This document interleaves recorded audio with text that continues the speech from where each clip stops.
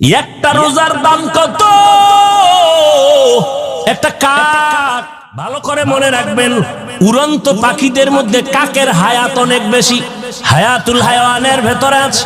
এই জন্মগত একটা কাক জন্ম থেকে ডানা মেলে উড়তে শুরু করলো। উড়তে উড়তে উড়তে উড়তে এত দূরে চলে গেল। চলতে চলতে চলতে চলতে বুড়া হইছে, বুড়া হইয়া মারা গেছে। একটা কাক জন্ম থেকে উড়তে উড়তে সামন দিকে গেছে, যাইতে যাইতে এক পর্যায়ে সে বুড়া হয়ে গেছে। কত দূর চলে গেল, মরিয়া গেছে। নবী কয় এই কাকটা জন্ম থেকে উড়িয়া বুড়া হইয়া মরা পর্যন্ত উড়তে থাকলে যত দূর চলে যাবে, একটা রোজার বিনিময়ে রোজাদার জাহান্নামের আগুন থেকে তত দূরে পেছনে চলে যাবে। এক রোজার দাম কত? রোজার বড় দাম। অন্য অন্য আমলের পুরস্কার আল্লাহ ফেরেশতারে দিয়ে কয় দিলাম, দিয়া দাও, দিয়া দাও, দিয়া দাও, দিয়া দাও। নামাজ পড়লে এটা দিয়া দাও। ও রোজার ফলাফলটা দিও না, এটা আমি দিব। কেমনে কয়?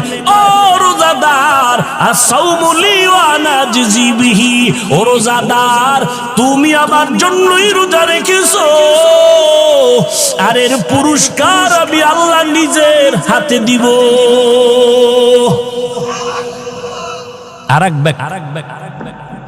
আরেক ব্যাখ্যা হলো, ও রোজাদার, তুমি যে আমার জন্য রোজা রেখেছো, আমি আল্লাহ এর বিনিময়ে তোমারে কি দিব জানো? স্ত্রী আর স্বামী এক জায়গায় বয়ে মহব্বতের আলাপ করে, করে না? তো মাঝে মাঝে টেস্ট করে। স্ত্রী কয়, স্বামী তুমি আমারে কেমন ভালোবাসো? তুমি আমার জীবন, তুমি আমার মরণ। যখন যা চাইবা চাওয়ার আগে পেয়ে যাইবা। স্ত্রীও বড় চালু, চাইলেই দিবা, চাইলেই দিব, তালাক দাও। কি দাও? তালাক দাও।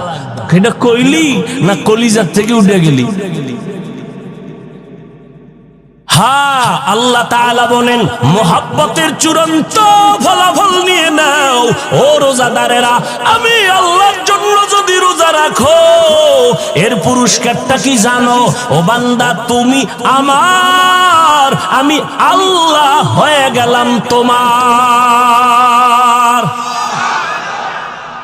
এর থেকে আর বড় পুরস্কার আছে? ও বান্দা, তুমি আমার, আমি আল্লাহ তোমার। যখন এই কথা হয়েছে, জান্নাতে ঢুকতে কোনো টিকিট লাগবে না। কোন রোজাদারকে বলবে তুমি আমার, আমি তোমার? রোজা রাখছে